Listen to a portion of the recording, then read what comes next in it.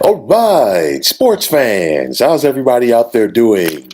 William Martin coming at you one more time here on YouTube with another edition of the 300 Pounds of Sports Knowledge podcast. Now, with the start of the 2022 MLB season right around the corner, who is going to win the National League Central?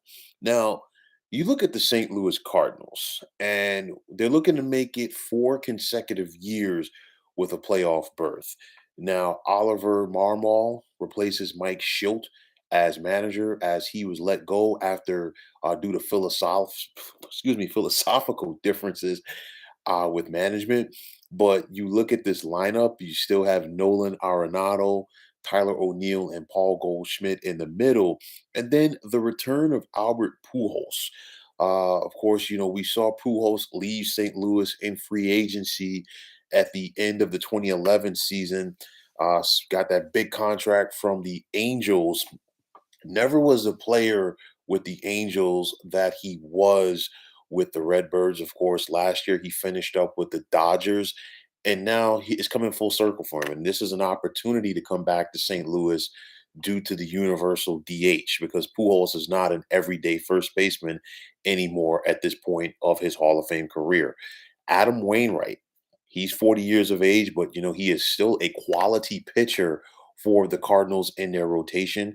We saw St. Louis add Steven Matz, the lefty, this offseason, and you also have Jack Flaherty as well. And then bringing back Yadier Molina as the catcher. And of course, you think about Yadi, Wainwright, and Pujols and what they meant to that Cardinals organization for so long, especially for Yadi and Wainwright, because they spent their entire MLB careers in St. Louis. And you think about what Yadi can do behind the plate as far as calling a game, and he just makes it so much easier for the young pitchers. And then on top of that, he's still one of the better defensive catchers in the game, and arguably the greatest defensive catcher of all time. So I think that all has to factor in for something for the Cardinals as they look to try to make another push for the postseason, and of course, eventually, hopefully, for their sake, a World Series crown. Now, the Milwaukee Brewers. The Brewers are looking to make it 5 consecutive years with a trip to the postseason, while they're also looking to put last year's heartache, behind them. Last year the Brewers felt like they had everything in place to make the World Series for the first time since 1982.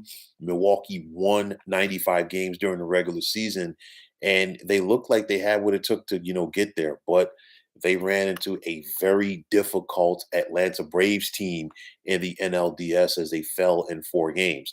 But fast forwarding to this year, Craig Counsell is now in his 7th year as the skipper for Milwaukee, and he still has a solid squad. Christian Yelich, will he be able to return to MVP form? And that's the big thing because ever since that kneecap injury a couple of years ago, Christian Yelich has not been the same player. And I mean, if anybody remembers a couple of years ago with Yelich, when he first got to Milwaukee after the trade, he was raking. He's not there right now. And you just have to wonder, will he be able to get back to that form? That's big for the Brewers. Avisal Garcia is now a Miami Marlin, and he had another big bat in this lineup for Milwaukee last season. We saw the Brewers go out and get former MVP Andrew McCutchen. He's now 35 years of age, but he can still get you about 20 home runs per year. Not going to hit for average though, like he did in the prime of his career. This pitching staff for Milwaukee, will they be once again one of the tops in the National League? I mean, Milwaukee had some quality arms on that pitching staff last year. You think about Brandon Woodruff, Corbin Burns, Freddie Peralta, and Adrian Hauser. I think that once again is going to keep Milwaukee in games and also give the Brewers an opportunity to once again win this division. You look at the Cincinnati Reds. Will they be able to make some noise in the Central? David Bell is in his 4th year as manager. You still have Joey Votto, and even at the age of 38, he continues to hit and add his name to some of the legendary players who have suited up for this organization over the years. Some losses for Milwaukee, for Cincinnati, a big one as they lost Nick Castellanos to the Philadelphia Phillies. That's going to hinder the Reds, but of course, it's going to help the Phillies' cause. You still have Jonathan India, the reigning NL Rookie of the Year, and he wants to look to build off of his rookie campaign while also avoiding the sophomore slump for the Reds. You look at Tyler Mahle on his pitching staff, and then Luis Castillo, 16 losses last year. Definitely want to, improve on that and give your club an opportunity to win every time you take the ball on the fifth day. The Chicago Cubs, they find themselves starting over. And I talked about this previously on different podcasts where, it's a darn shame where a big market team like the Cubs had all of that talent that helped them win the World Series just back in 2016, and all of those guys are with different teams now. But nonetheless, the Cubbies do find themselves starting over. They did spend some money in the offseason on starting pitcher Marcus Stroman. So let's see how he can get acclimated to the Windy City and give the Cubs an opportunity to compete in this division. And then finally, there's the Pittsburgh Pirates. The Pirates are in no man's land right now. We saw the Pirates lose 101 games last year, and they could simply flirt with it once again, as they are definitely going to be pulling up the rear in this division. I think this division is a two-team race, and I think it comes down to the Cardinals, and I think it comes down to Milwaukee.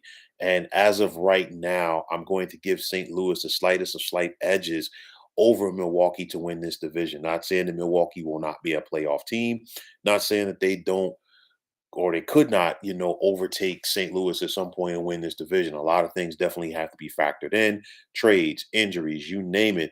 Especially this year where there's going to be more double headers played in regards to close the gap for the time that was lost with the delay of the start to the season due to the lockout. But nonetheless, I think this is a two-team race for this division. I think sooner rather than later, both St. Louis and Milwaukee will be able to pull themselves away from the rest of the pack in this division and flex their muscles, which means it's going to be an interesting battle between the Redbirds and the Brew Crew this summer for the crown in the NL Central.